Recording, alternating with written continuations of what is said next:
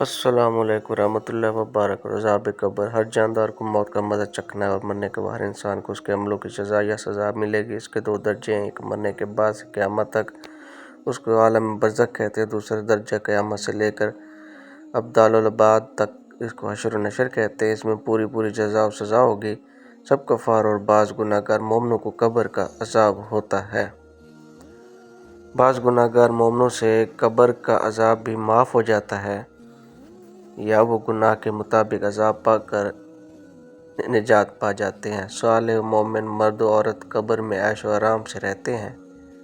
وارث اور دیگر مسلمانوں کو خیر خیرات کرنے، قرآن مجید و نوافل وغیرہ پڑھنے اور اس کا احسان و ثواب دعا کرنے سے بھی میت کے عذاب قبر میں تخفیف ہو جاتی ہے، مگر کافر کو مرنے کے بعد کوئی خیرات یا دعا وغیرہ نفع نہیں دیتی، خواہ کوئی مومن ہی ایسا کرے۔ اسی طرح اگر کوئی کافر کسی کافر یا مومن مردے کے لیے دعا کرے یا صدقہ دے تو ہرگز اس کو نفع نہ دے گا۔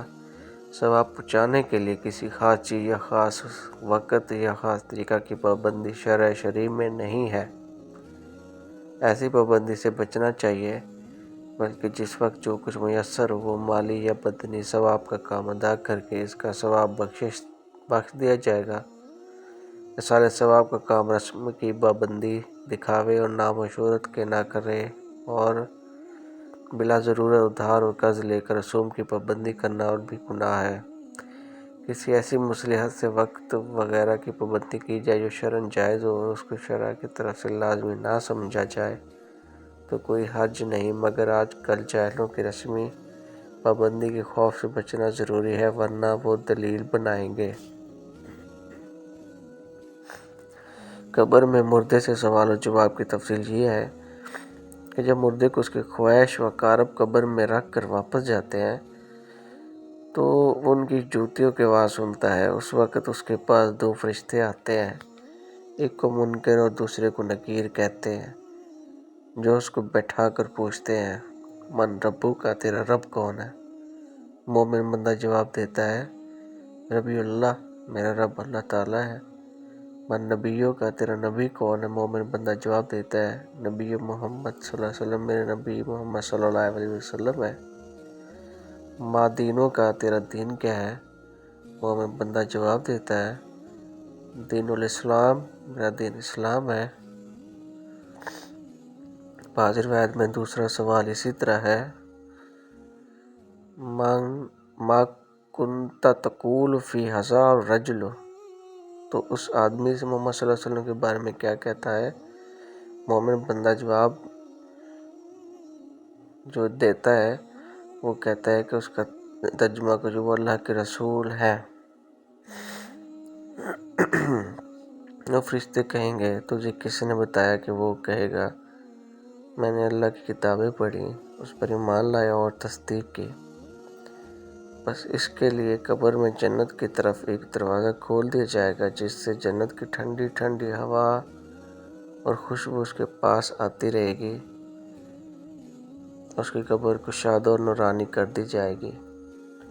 اگر وہ بندہ کافر یا منافق ہوتا ہے تو سوالوں کا جواب میں کہتا ہے، افسوس میں کچھ نہیں جانتا۔ وہ فرشتے اس کو لوہے کی گرزوں ہتھوڑوں سے ایسے مارتے ہیں سوائے جن و انس کے تمام مخلوق کی چیخیں سنتی ہے، اور قبر اس کو اس قدر دباتی ہے کہ اس کی پسلیاں ادھر کی ادھر اور ادھر کی ادھر نکل جاتی ہیں۔ پھر دوزخ کی کھڑکی اس پر کھول دی جاتی ہے اور وہ حشر تک اس عذاب میں مبتلا رہتا ہے۔ البتہ بعض مومنوں کو بقدر گناہ عذاب پورا ہو کر اس سے پہلے اس عذاب سے رہائی ہو جاتی ہے، اور کبھی محض اللہ پاک کے فضل و کرم سے اور کبھی دنیا کے لوگوں کی دعا اور صدقہ و خیرات وغیرہ کے ایصال ثواب سے بھی عذاب سے رہائی حاصل ہو جاتی ہے۔ جمعہ کے روز کی برکت سے بھی ہر گناہ گار مومن کو اس روز عذاب سے رہائی ہو جاتی ہے۔ زختہ قبر، قبر کی تنگی، گھبراہٹ نیک بندوں کو بھی ہوتا ہے جو کسی گناہ کے سبب یا کسی نعمت کی شکر ادا نہ کرنے کے سبب ذرا سی دیر کے لیے ہوتا ہے، پھر اسی وقت دور ہو جاتا ہے۔ بعض کو اللہ تعالیٰ کی رحمت سے نہیں بھی ہوتا، مرنے کے بعد ہر روز صبح شام کے وقت ہر مردے کو اس کا ٹھکانہ دکھایا جاتا ہے۔ جنتی کو جنت دکھا کر خوشخبری دیتے ہیں اور دوزخی کو دوزخ دکھا کر اس کی حسرت بڑھاتے ہیں۔ جو لوگ قبر میں دفن نہیں کیے جاتے بلکہ جلا دیے جاتے ہیں یا پانی میں ڈوب کر مر جاتے ہیں یا جانور کھا جاتے وغیرہ، ان کو بھی عذاب قبر ہوتا ہے۔ قبر سے مراد وہ گڑھا نہیں جو زمین کھود کر میت کو اس میں دفن کیا جاتا ہے، بلکہ وہ مقام ہے جہاں مرنے کے بعد برزخ میں روح کو رکھا جاتا ہے۔ نیکوں کی روح کے مقام کو عالم بالا یعنی علیین کہتے ہیں اور بروں کے مقام کو عالم پست یعنی سجین کہتے ہیں، اور وہ عذاب سانپ، بچھو، لوہے کے سلاخیں وغیرہ سے جیسے یہ اس عالم کے مناسب ہوں روح کو دیا جاتا ہے، اور جسم کے ساتھ روح کا ایک ادنا سا تعلق باقی رہنے کی وجہ سے زمینی گڑھے کو بھی قبر کہہ دیتے ہیں، اور بعض اوقات اس قبر میں رکھے ہوئے جسم پر بھی اس عذاب و ثواب کے ساتھ مرتب ہو کر اہل دنیا کی عبرت کے لیے ظاہر ہوتے رہتے ہیں۔ علماء نے مسلمان کے گناہ معاف ہونے کے 10